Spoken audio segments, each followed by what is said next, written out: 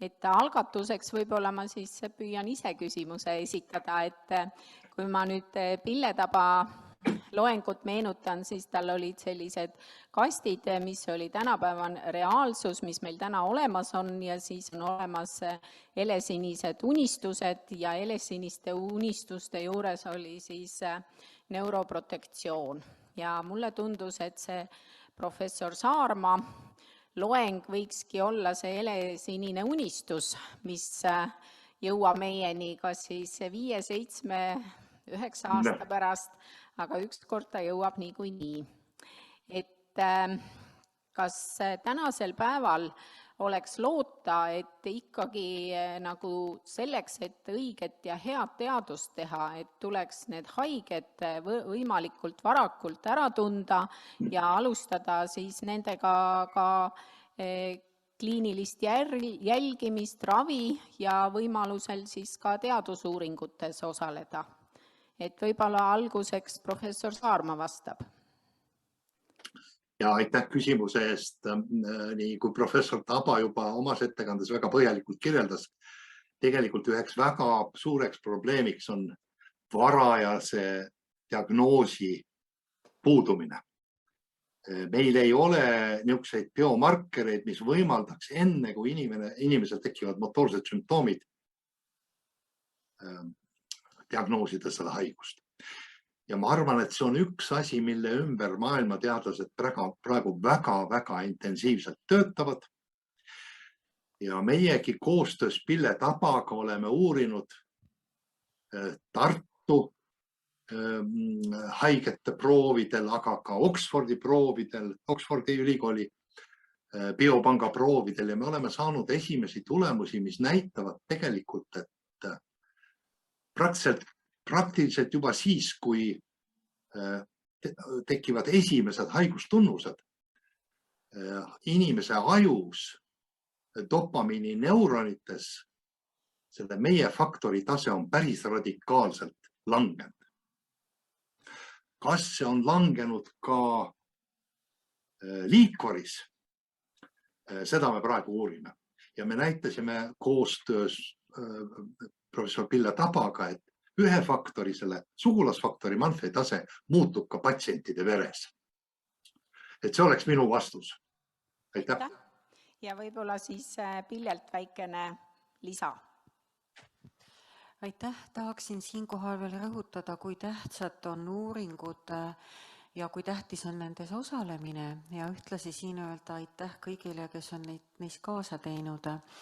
Et muud moodi ei saa tulla uus ravim ega uued teadmised, kui ikkagi seesama vastastikune koostöö, mida ma korraks mainisin ka. Ja muidugi, kui me räägime sellistest,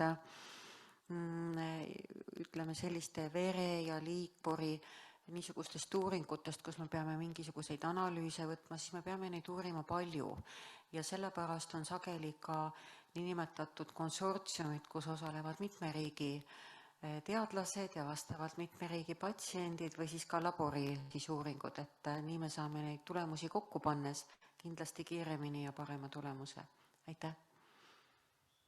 Ma võib-olla kasutaks ka võimalust ja tänaksin kõiki neid inimesi, kes on osalenud katsetustes ja ma tahan eriti tänada neid inimesed, kes osalesid meie kliinilistes katsetustes, sest tegelikult ajuoperatsioon esimesel pilgul tundub päris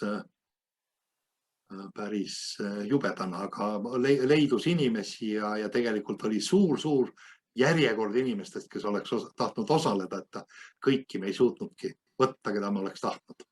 Aitäh! Aitäh! Et kliinilise praktikuna ma ütleks, et kindlasti on väga oluline väga hästi tunda seda haiget ja haiguse välimust. Selle järgi saab planeerida ka praegu juba nende edasist ravikulgu.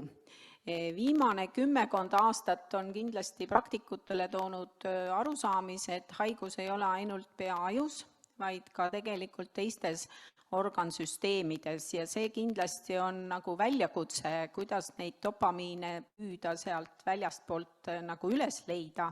Et kas on lootust lisada näiteks professor Saarma, et see faktorid, mis teil on, et neid võib-olla võiks siis ikkagi arendada seda suunda, et teisi organsüsteeme ja dopamiinineuroneid mõjutada nii, et nad annaksid signaalid edasi aiu. Ja kindlasti te esitasid tegelikult mitu küsimust, et no, mida maailmas praegu uuritakse. Maailmas uuritakse praegu võimalust kasutada mitme kasvufaktori kokteili. Võtta GDNF, CDNF ja veel mõni, ja millel on siis niisugune laiem toime. Maailmas uuritakse ka võimalust samaaegselt, kui üritada kaitsta ja parandada dopamiinineuronid meie ajus, midagi ette võtta känguvate dopamiinineuronitega soolestikus ja haistmissimulas. Ja näiteks Jaapani firma Takedal on väga suur programm just nimelt sellega, et kuidas on võimalik aidata Parkinsoni haiget, kellel on kõhukinnisus. Ja ma arvan, Takedal on väga huvitavaid tulemusi juba ka kliinilistes katsetes. Lisaks siis selle niisuguse valgu andmisele pumbaga, mida mina kirjeldasin, on teine võimalus siis teha vaid üks operatsioon ja panna sinna geenitehnoloogiaga tehtud geeniteraapia vektor, mis siis kogu aeg seda kasvufaktorit toodab. Ja neid vektoreid on natuke peetud ohtlikuks, sellepärast et tegelikult võib-olla ei ole päris hea, et kogu aeg seda faktorit sealt tuleb, aga teadus on kiiresti edasi arenenud ja on tekkinud ka niisugused uued geeniteraapia vektorid, mida me võime reguleerida. Et umbes nii, et korra nädalas käivitame ta või korra kuus käivitame ja need võiksid olla teine niisugune tuleviku väljavaade. Ja mina väga ise loodan selle peale, et meil õnnestub koostöös farmaatsiafirmadega luua ka selliseid väikseid molekule, mis siis lähevad kergest läbi ajuentsefaalbarjääri ja mis ei ole toksilised ja mis suudavad neid dopamiinineuroneid kaitsta. Aga seal me oleme veel alles lapsekingades. Me oleme alles nagu väga-väga varajases prekliinilises faasis. Tänan, et võib-olla siit jätkab edasi Pille. Aitäh, tahtsin paar sõna öelda selle teadustöö kohta, mida tehakse Tartu Ülikooli närvikliinikus Parkinsoni teemal just, et meil on muud teemad ka nagu insult või neurokirurgia, aga just sellel aastal kaitses doktorikraadi Lille Kurvits, kelle teema oligi see multisüsteemne haigus ja nahamuutused. Aga praegu on siis ka ettevalmistatud projekt selle sama mikrobiota uuringust meie haigetel ehk soole mikroobide uuringust ja on käigus ka meile siis veel kõrvaltoimete uuring, ravi kõrvaltoimete uuring ehk siis vastutahtelised liigutused ja sellega kaasnevad laboratoorsed markerid ehk seesama uurime siis verest, et millega siis võiks neid ennustada või neid inimesi nii-öelda välja skriinida, kellel on risk kõrvaltoimeteks suurem, mida me saame arvestada siis ravistrateegiates või ravi planeerimisel. Ja siis on just kraadikaitsmeni jõudmas ka füsioteraapia ehk liikumisravi teema Parkinsoni tõve korrale meie Parkinsoni füsioterapeudi poolt, mis on ka väga oluline täiendav ravimeetod lisaks sellele, et on siis suukaudsed ravimid ja on pumbad, on kirurgiline ravi, aga peale selle ka siis liikumisravi omab kindlasti tähtsust. Nii et terve rida töid on käigus siin mõlemal pool Soome lahte, kui nii võib öelda, ma arvan, mis on väga tähtis. Aitäh! Aitäh! Et me oleme praegu keskendunud uute ravimite väljatöötamisele ja uutele teadussaavutustele, aga võib-olla siin tuleks kaasa haarata siis ka teie mõtted, et kuidas tulevikus on võimalik siis, kas meil oleks võimalik nende ravimite väljatöötamise käigus leida juhuslikult ka mõni oluline biomarker selle haiguse seisundi hindamiseks, progressiooni hindamiseks või hoopis varaseks diagnostikaks?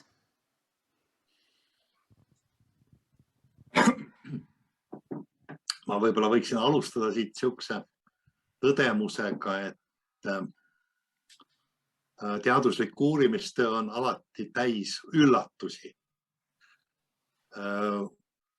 Ennem oli juttu siis sellest suhkrutõvest ja kui rääkida sellest tüüpi 1 suhkrutõvest, mis esineb lastel, siis väga pikka aega arvati, et selle tegelikult põhjuseks on et mingil põhjusel beetarakud, mis siis seda insuliini toodavad, känguvad ja selle tõttu insuliini tase langeb.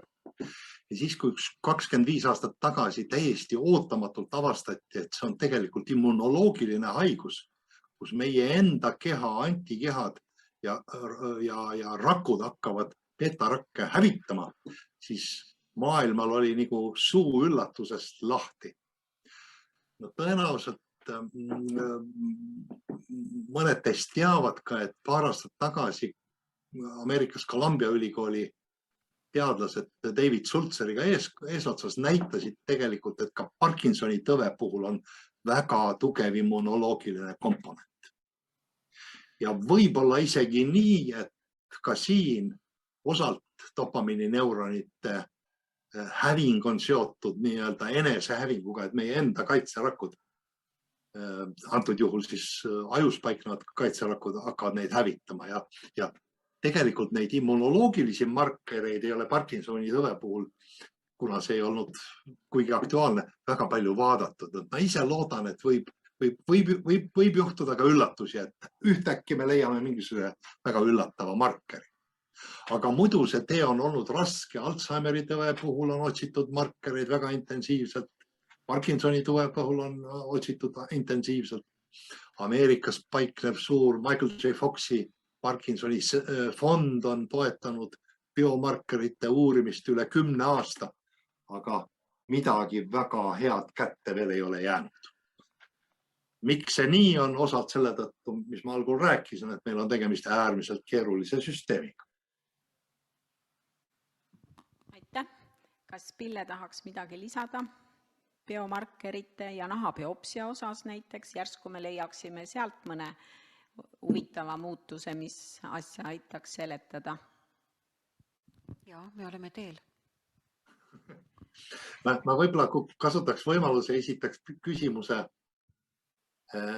Pille Tabale ja võib-olla ka Ülle Krikmalile. Paar aastat tagasi siin oli päris suur kõmu niisuguse Stanfordi ülikooli töö ümber, kus uuriti Parkinsoni haigete kõne. Tehti kõneanalüüs ja väideti ja selle kohta on avaldatud töidki, et nagu kõnes tekivad sellised efektid, mis on väga spetsiifilised Parkinsoni haigetele ja nemad väitsid, et nad suudavad kõneanalüüsi järgi diagnoosida sama suure täpsusega kui arstid. Kas te võiksite seda kommenteerida? Ja oli selline, et lausa, et võiks telefoni kõne abil panna Parkinsoni tõve diagnoosi, et niisugune ettepanek oli neil tõesti. Et kui nüüd rääkida neist kõnehäiretest, kus kõnemotoorika muutub, siis tõesti neid aeglaseid niinimetatud hüpokineetilisi kõnehäireid väga palju ei ole, et parkinsonism on põhiline. Aga samal ajal oleks väga raske siin eristada Parkinsoni tõbe muudest parkinsonistlikest sündroomidest ja tegelikult on jällegi väga erinev individuaalselt patsiendipõhiselt, kellel on üldse kõnehäire alguses ja kellel tuleb alles hiljem või ei tulegi. Ja me oleme nüüd kõige raskemas variandis näinud, et kõne muutub peaaegu sosinaks, mis on väga erinev tavalisest hüpokineetilisest düsartirast või Parkinsoni kõnemotoorika häirest, kus lihtsalt kõne on monotoonsem, aeglasem ja alguses tegelikult on seda ikka vähe, kõne on päris arusaadav.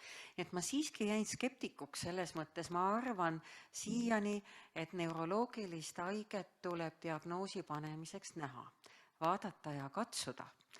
et see esimene diagnoosi tegemine peaks küll eeldama rohkem nägemist ja kuulmist kui ainult kõne. Aga oli tõesti selline ettepanek, jah. Ja põhimõtteliselt on ju siiski päris tore, et inimesed kasutavad väga erinevaid lähenemisi ja üritavad leida telekommunikatsiooni põhjal mingeid päris uusi diagnostika võimalusi, et mine sa tea, mingil päeval võib millegi peale äkki komistadagi. Ja just nii, ja tšehhid ka uurisid kõnet Praha ülikoolist, aga nemad selle ettepanekuga küll välja ei tulnud, nad panid sellele teistele sümptomitele juurde selle kõneanalüüsi. Et tegid lausa aparaatselt uurisid, haige on koha peal. No ameeriklased tavaliselt löövadki palju rohkem trummi, kui nad midagi leiavad. Et see on kaunis tüüpiline. Võib-olla lisada igapäevase elu kommentaar on see, et inimesed, kellel esineb neid motoorsete sümptomite kõikumist, et siis tegelikult see kõnemotoorika ka muutub. Ja tõesti ka telefoni teel suheldes patsiendiga on võimalik aru saada, kas tal on siis momendil see halb aeg või hea aeg, aga see eeldab muidugi kogemust ja kuulmist nagu minu poolt vastajana, nii et see võib-olla on nišš telekommunikatsiooni arendamise teel, aga pigem võib-olla see ei ole nagu diagnostika alus, pigem jälgimise osa. Et ma lisaks siia juurde, et tõepoolest, kui on välja kujunenud haigus, siis on kasutatud ka logopeedide poolt kõne, ütleme, korrigeerimist. Küll online arvuti teel näiteks, aga siis on ju diagnoos juba olemas. Ma võib-olla lisaks veel nii palju, et oli äärmiselt meeldiv kuulda, et te Tartus praegu uurite ka Parkinsoni haigete seedekulglas toimunud muutusi ja uurite ka mikrobiomi seedekulglas. See on äärmiselt tähtis, sellepärast et need, kes võib-olla anatoomiat ei tunne, ei tea seda, et tegelikult sooltoru on aju järel kõige närviraku rikkam organ ja kaunis komplitseeritud, kus on väga palju erinevaid närviraku tüüpe. Ja üha enam ja enam ilmneb praegu mitte ainult Parkinsoni puhul, vaid ka tervete rea muude neuroloogiste haiguste puhul, et kui tähtis on see side seedekulgla ja närvisüsteemi vahel, mis valdavalt siis toimub selle uitnärvi kaudu. Ja ilmselt ka uitnärvi kahjustused, mis on üks suuremaid närve meis, on ikkagi väga oluline, mida ka ei ole väga põhjalikult uuritud. Aitäh, meil on koostöö professor Reet Mänderiga, kes on mikrobioloog, et ilma selleta ei saakski ja muidugi ka geneetikutega. Ja kas te võtate seal ka soolebiopsiat? Me plaanime sellega alustada nüüd sellest sügisest ja seal peab olema, meil on eetika, ütleme, läbirääkimised praegu käigus, et see on invasiivne uuring, nagu ma enne ka ütlesin, et seda nii päris jooksu pealt ei saa, aga me teeme ka väljaheite uuringu. Me teeme vereuuringu ja me teeme koostööd siis ka geneetikutega, et siis vastavalt ka verest need markerid siis ühendada või koos tööd niimoodi mitme eriala vahel teha, jah. Need proovid pakuks ka minule väga suurt huvi. No näed, koostöö, järgmine. Aitäh. Nii, kas auditoorium sooviks midagi küsida? Ma viin kohe mikrofoni.